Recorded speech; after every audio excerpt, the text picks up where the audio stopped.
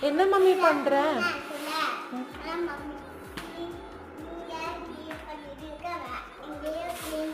எதுக்கு மம்மி வீட்டை எப்படி க்ளீன் பண்ற? வேண்டாம் மம்மி, வீடு அசிங்கமாவே இருக்கட்டும்.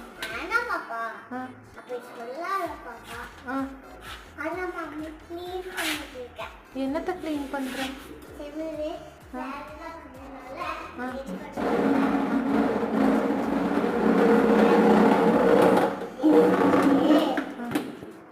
இப்படி மேலே ஏறி க்ளீன் பண்ணுமா?